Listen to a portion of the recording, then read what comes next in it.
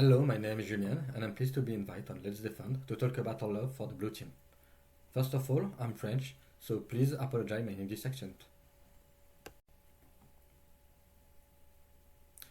It's not me who chose the blue team, it's the blue team who chose me.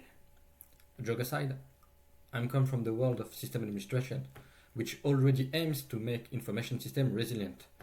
This part of my professional past has led me to have an unflattering view of pen test, often sold at a high price to receive a scan done with an automatic tool. For example, 3 years ago I received an audit report indicating that the auditor was able to open every folder of every user in the computer. After an audit, it turned out that the mainly auditor had domain administrator right, something he hadn't noticed. So the problem wasn't that he could read different folder of different user, but the right in place were too permissive. On the blue team side, if I take a significant part of my current work, we have to explain and justify every action we request by presenting a risk, a pragmatic recommendation, a technical justification for the analysis result and for the solution to be implemented. This is why I prefer blue team for the moment.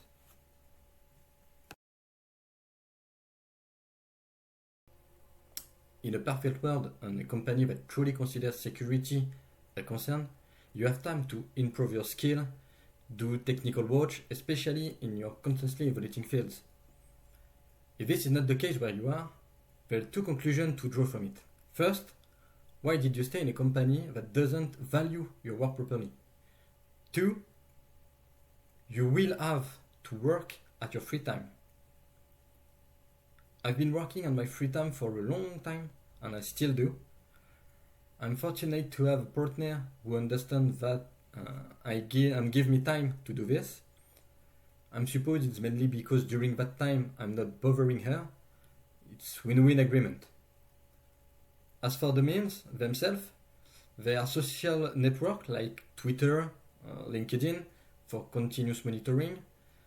The skill improvement, you can use software or books like Humble Bundle. They often provide wealth of resource at low price. The quality can be sometimes great, sometimes a little less important. However, be able to read English is capital necessary. You can have some difficult to speak in English, to write in English, but you need to read it constantly.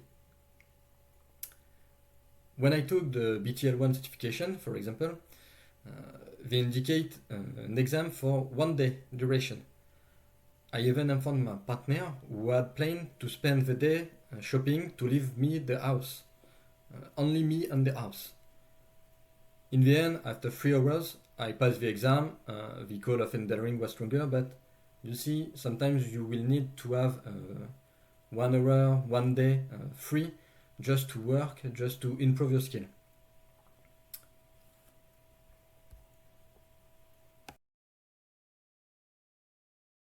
I came to know Let's Defend almost at the beginning of its launch, I think. In any case, at the beginning of its growth. Originally, I was mainly looking for a platform dedicated on the SOC and realistic alert analysis.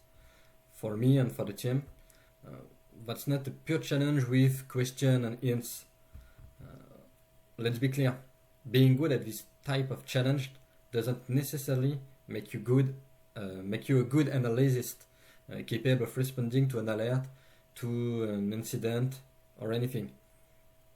I remember a former colleague who boasted about online challenge. During my leave, in vacation, our management, our direction, request an analysis following an important alert. When I come back, I saw that one of the procedures had not been followed. The analysis lacked clarity, there is no copy of the log, nothing has been done correctly. Fortunately, the analysis was redone and no threat was found. But if it had been the case, if we found something after, we would have lost precious day to detect and contain it. We might have even lost the entire company. So I came to LetsDefend for this first. I found the Sakadata system interesting and well thought. We receive an alert with a simple title and priority, a classification, and it's up to you to conduct the analysis with the provided information and the playbook. I don't always agree with the explanation answer, especially for the true or false positive, but the quality of this work accomplished is undeniable. You can follow each step, you can make what you want, but at the end, when you close, you have the fear of, if I'm get done and if I say it's a false positive but it's a good one, I will kill the company maybe. This is just for the specific alert. The course on LetsDefend allowed me to refresh my memory in some case. Some case I have learned some new skill, and thank you to LetsDefend team for this. And few of them I had the chance to propose some course idea on outline.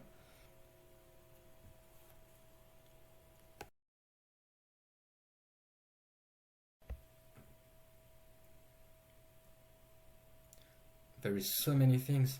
Maybe I can choose two things, one personal and one professional. The first is the time it can take. There's a map I like, and I saw new a few days ago, that shows just a tiny part of the certification that exist in the various security domain. This gives you an idea of the time it will take to truly become competent in a field. Let's be clear, certification or its absence does not indicate a level of professional competence, professional knowledge. But if even revising a non-entry level certification seems impossible to you, honestly, it may be necessary to considering your career plan. Maybe it's too hard for you, but it's not a big deal. You can choose another way. The second thing is that in the professional world, some things that seem logical and basics to you because you've made the effort to stay up to date, because you made the effort to learn to work properly, are not for everyone the same.